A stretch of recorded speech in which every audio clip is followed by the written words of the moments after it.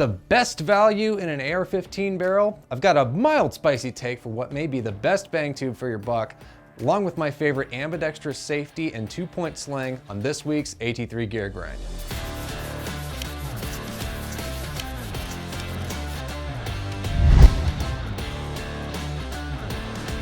First thing, this is my go-to all-rounder rifle. It's built on an Aero Precision upper and lower. The first thing I wanted to talk about is the Ballistic Advantage Hanson profile barrel.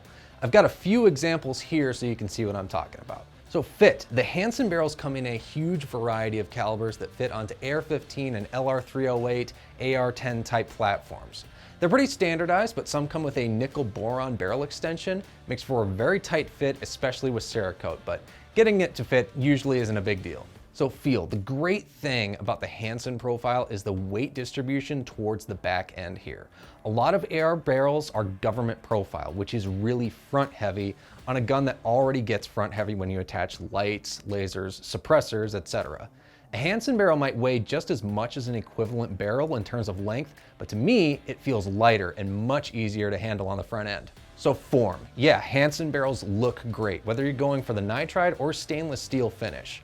It's a non-traditional profile with a purpose. Fit and finish on these tends to be pretty excellent, like you'd expect from Ballistic Advantage, from the barrel extension to the threads and the crown. This is the big one for me. With the right ammo, good trigger, good shooter, you can absolutely squeeze 1-inch groups out of these barrels. But for me, I'm more focused on reliability and how easy a rifle is to shoot. Hanson barrels are typically tuned better at the gas port than a lot of production AR barrels, meaning less gas and lower recoil. If you're using steel case ammo, you may or may not see some short stroking.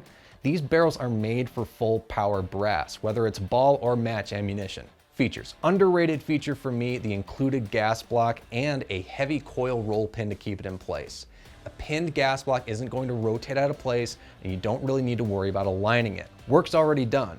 It's always going to be there and ensure your rifle is reliable. Working towards the rear a little bit, the Radian Talon Ambidextrous safety. So fit.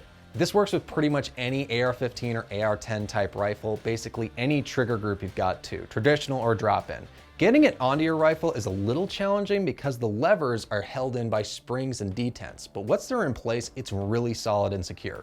So maybe just wear iPro on install, just in case. So feel, I've handled a lot of different safety selectors here. Some stiff, others a bit too loose, but for me, the Radian Talon is about as perfect as it gets. You can set a 90-degree throw or 45-degree. The switch from safe to fire is way more positive and tactile than others I've tried.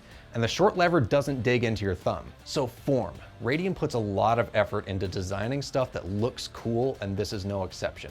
Really unique, sleek look without being overly designed and distracting.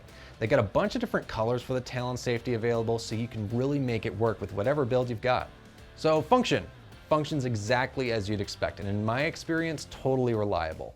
So much, I'm pretty sure Randy's installed it on almost all the studio ARs. Looking around the internet, you'll see these are not 100% flawless. Any high volume widget like this is bound to have issues at some point or another. Generally, they're pretty damn good. Features. I'd say between the actual usability of the safety, the look, the feel, the main appeal for this product is how premium the whole experience is.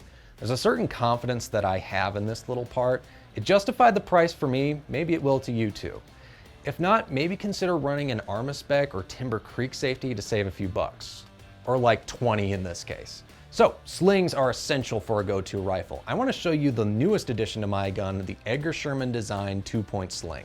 Fit. ESD slings attached to your rifle about any way you can think of. You can use QD sockets, HK type hooks, or what the man himself recommends, simple paracord. It's up to you and your preference. Feel. Right away, you'll notice the lightweight. The ESD sling is thinner and narrower than other slings, and that's a good thing. The 1-inch width of the sling is a lot more nimble than the 1.25-inch width you typically find. A lot less resistance and hang-ups when you're moving it around, especially if you're wearing gear. Form. So these things come in a huge variety of colors and camo patterns and different colored hardware for each.